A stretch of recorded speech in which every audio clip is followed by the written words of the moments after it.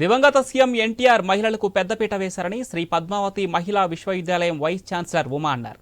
ఎన్టీఆర్ ఏర్పాటు చేసిన శ్రీ పద్మావతి మహిళా విశ్వవిద్యాలయం అంచెలంచెలుగా ఎదుగుతూ అంతర్జాతీయ స్థాయిలో గుర్తింపు తెచ్చుకుంటుందన్నారు.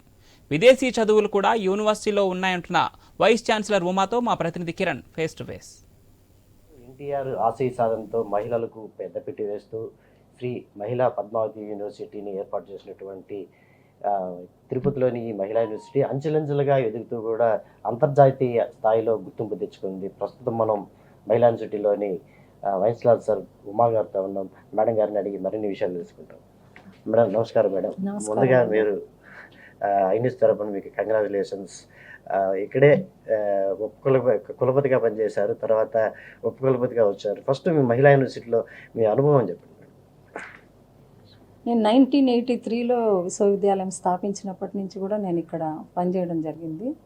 అంతకుముందు నేను 81-83లో Tata Institute of Social Sciences and ముంబైలో నేషనల్ ఇన్స్టిట్యూట్లో నా మాస్టర్స్ కోర్స్ చేయడం జరిగింది.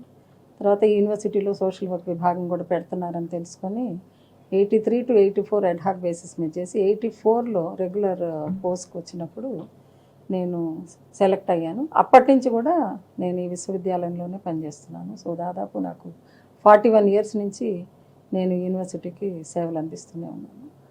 అప్పుడు మాకు 6-7 కోర్సులు, తర్వాత ఒక 50 మంది స్టూడెంట్స్, 5-6 ఫ్యాకల్టీ మెంబర్స్, అందరం కూడా కాంట్రాక్ట్ బేసిస్ మీద పనిచేసేవాళ్ళు. అప్పుడు మా జీతం 1400 రూపాయలు నెలకి.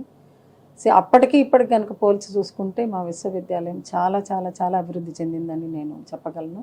ఇదంతా కూడా ఇక్కడ పనిచేస్తున్న faculty and non teaching staff యొక్క సమష్టి కృషే కాకుండా ప్రభుత్వం మాకు అందించినటువంటి సహకారము, యూజీసీ నుంచి రికగ్నిషను, అనేక ఫండ్స్ మేము తెచ్చుకోగలగటము, విద్యార్థినులకి పాఠాలు చక్కగా చెప్పి వాళ్ళ ప్లేస్మెంట్స్ బాగా ఇంప్రూవ్ అయ్యేటట్టుగా అందరూ కలిసి ప్రయత్నించినందువల్లే ఈ విశ్వవిద్యాలయం ఇంత చక్కగా ఎదిగి ఈరోజు మేము NAACలో A+ గ్రేడ్ తెచ్చుకున్నాము. నేషనల్ ర్యాంకింగ్స్లో మేము ఉన్నాము. తర్వాత ఈ మధ్య పేటెంట్స్లో కూడా పబ్లిష్ అయినవి, యాక్సెప్ట్ అయిన పేటెంట్స్లో నేషనల్ లెవెల్లో మా యూనివర్సిటీ సెకండ్లో ఉంది.